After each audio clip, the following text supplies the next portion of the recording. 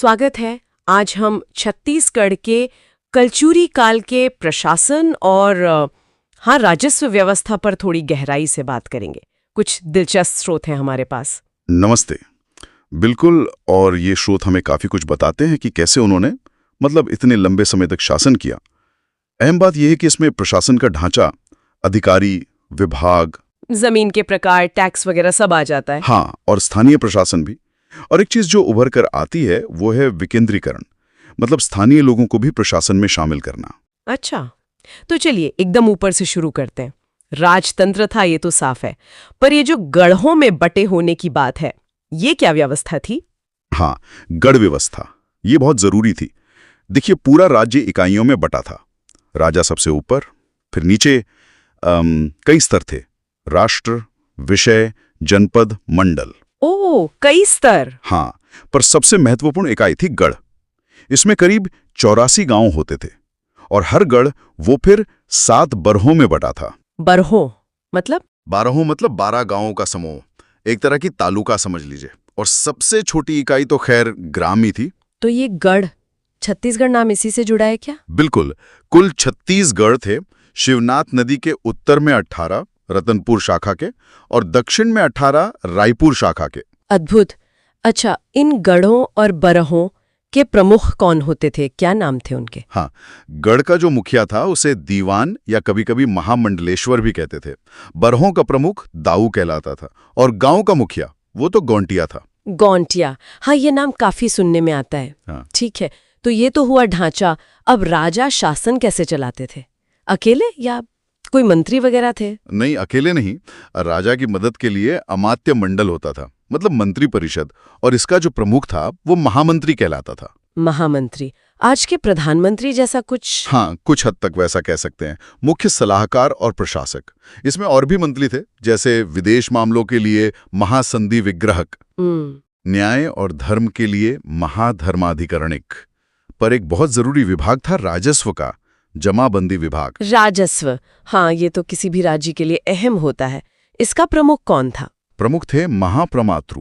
इनका काम था जमीन की नपाई करवाना और लगान तय करना। और लगान वसूल कौन करता था? वसूलने वाले अधिकारी अलग थे, उन्हें शौल्किक कहा जाता था। शौल्किक, अच्छा। तो जमीन और लगान की बात चली है तो इस पर थोड़ा और बताइए। आय का मुख्य जरिया यही था? हाँ, मुख्य तो भूमि कर ही था, लैंड रेवेन्यू। और स्रोत बताते हैं कि जमीन भी 3 तरह की थी। 3 तरह की? कैसे? एक तो खालसा जमीन, जो सीधे सीधे राजा के नियंत्रण में होती थी। दूसरी जमींदारी, जो बड़े जमींदारों के पास थी। और तीसरी रियासती, जो सामंतों या छोटे राजाओं के अधीन थी। अच्छा, और जमीन नापते कैसे थे? कुछ अंदाजा है? हाँ, हल से नापते थे। एक हल मतलब करीब 5 एकड़ जमीन।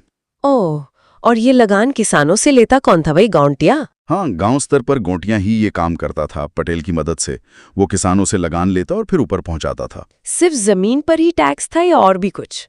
नहीं, और भी कई टैक्स थे, जैसे चारागाह पर टैक्स, बाग बगीचों पर, जंगलों से जो आय होती थी उस पर, यहाँ तक कि आयात निर्यात पर भी। अच्छा। हाँ, और तो और नदी पार करने का भी शुल्क था, तराई नाव कहते थे उसे। और मंडी में सब्जी बेचने के लिए भी एक परवाना लगता था, युगा नाम का। अरे वाह, मतलब कमाई के कई साधन बना रखे थे उन्होंने। बिल्कुल, राज्य चलाने के लिए जरूरी भी था। सही बात है। अच्छा, प्रशासन में न्याय और सुरक्षा का क्या इंतजाम था? सेना, पुलिस वगैरह? न्याय के लिए देखिए, एक प्रमुख अधिकारी थे दांडेक। वो अमात्यों और राजपुरोहित की मदद से राजा को सलाह देते थे, पर आखिरी फैसला तो राजा का ही होता था। और सेना? सेना उनकी काफी संगठित थी। चतुरंगिणी सेना कहते हैं ना, हाथी, घोड़े, रथ, पैदल सैनिक। सेना का प्रमुख महासेनाधिपति होता था, और किलों की सुरक्षा के लिए महाकोटपाल। और राज्य के अंदर शांति व्यवस्था, पुलिस जैसी कोई चीज? हाँ, थी। आंतरिक शांति के लिए पुलिस व्यवस्था थी। सबसे बड़ा अधिकारी दंडपाशिक कहलाता था। दंडपाशिक? हाँ, और उसकी मदद के लिए और भी लोग थे, जैसे चाट, ये संपत्ति की रक्षा करते थे। भाट, शांति व्यवस्था देखते थे।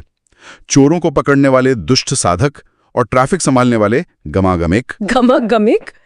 क्या बात है, मतलब काफी स्पेशलाइज्ड रोल थे। हाँ, काफी विस्तृत व्यवस्था थी। ये सब तो हुआ केंद्रीय और प्रांतीय स्तर पर।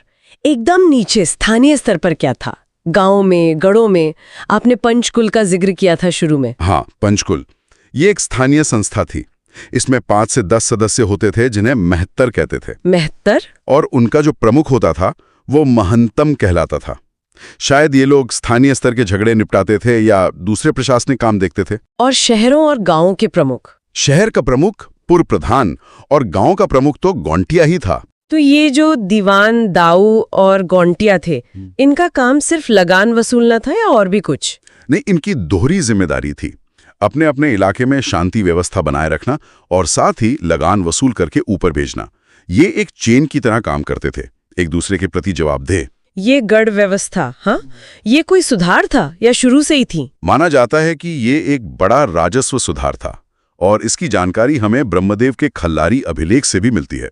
अच्छा, तो इन सारे स्रोतों को मिला के देखें तो यही लगता है कि कलचुरी प्रशासन काफी सुगठित था, बहुस्तरीय और जैसा आपने कहा कुछ हद तक विकेंद्रीकृत।